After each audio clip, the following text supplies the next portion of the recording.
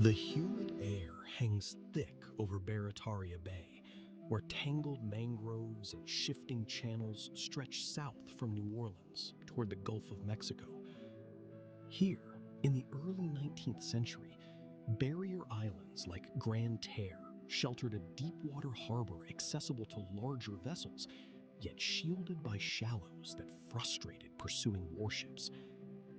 Warehouses once stood amid the swamps, holding goods funneled through narrow bayous to the markets of New Orleans. Archaeological traces remain subtle. Shell middens and earthen features speak to long human use of these wetlands, though direct physical evidence of the early 1800s operations is limited by the environment and incomplete excavations. What survives in records are customs reports, court documents, and contemporary accounts describing a thriving smuggling network operating from around 1810. Jean Lafitte, often spelled Lafitte in French documents, emerges in these records as a figure of the Gulf's fluid maritime world. Likely born around 1780 in France or Saint-Domingue, he arrived in Louisiana with his older brother Pierre.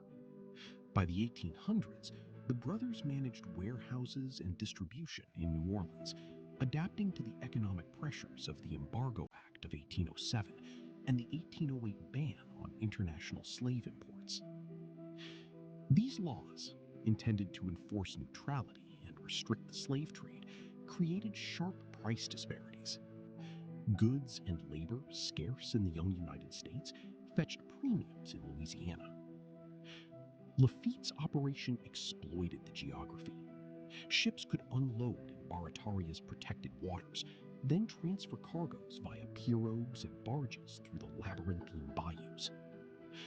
Merchants and planters came for auctions, often conducted discreetly outside strict oversight.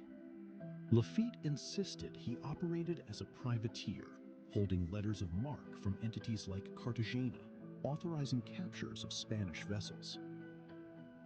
U.S. authorities viewed many of these activities as outright piracy, especially when neutral or American ships were targeted. Records show the brothers built a network involving hundreds, perhaps up to 1,000 men at peak, sailors, warehousemen, and local facilitators, including free people of color. By 1812, Lafitte had become a central figure among the Baratarians. Their fleet included armed schooners like the Dorada and La Diligente, outfitted with captured cannons. One documented prize in early 1813, a British hermaphrodite brig with 77 enslaved people, generated around $18,000 in profits, illustrating the economic engine at work. Captured crews were often treated with noted restraint, and some vessels returned to owners after unloading. This was not chaotic plunder, but a structured enterprise. Pierre handled New Orleans sales and political connections. Jean managed sea and island operations. They navigated competing jurisdictions, U.S. customs, Spanish interests, and emerging Latin American independence movements. Governor William C.C. Claiborne issued proclamations and rewards against the banditti, yet enforcement was uneven. Local merchants benefited from cheaper goods bypassing tariffs, creating quiet complicity. In September 1814, U.S. forces under Commodore Daniel Todd Patterson raided Grande Terre, seizing ships, goods, and men. Lafitte's base was disrupted, his brother Pierre earlier imprisoned and escaped. Yet records show Lafitte had already received a British approach, offering pardons, cash, and rank to aid an invasion of New Orleans. He instead warned American authorities and offered his men services, intelligence on the terrain, and supplies in exchange for pardons.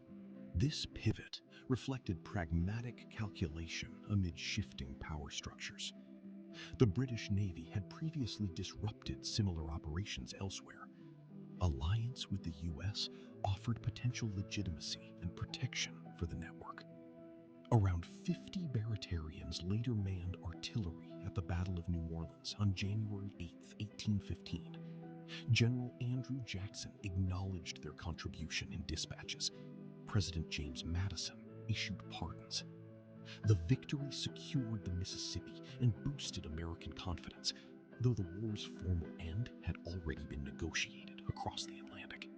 Post-1815, the Laffittes sought restitution for seized property through legal channels, traveling as far as Washington and Philadelphia with limited success. By 1817, Jean established a new base on Galveston Island in Spanish Texas, naming the settlement Campeche.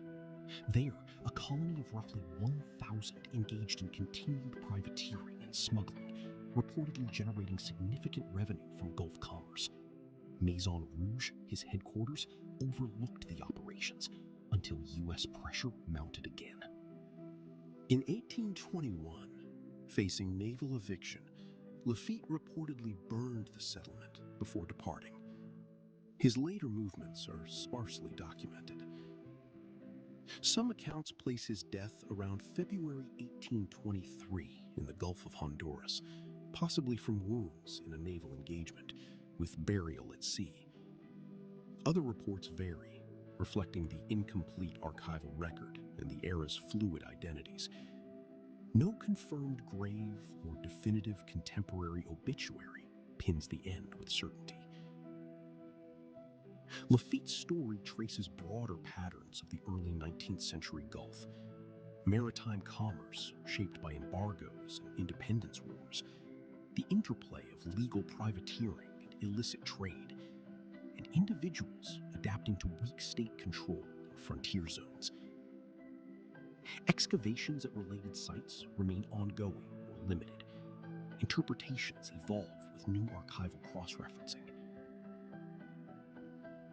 His operations highlight human decisions within larger systems, trade restrictions creating black markets, geographic knowledge as power, and alliances formed under threat. Similar dynamics of smuggling, adaptation, and shifting loyalties appear across other coastal regions and eras in documented history. Patterns like these appear across other regions and eras covered in this series.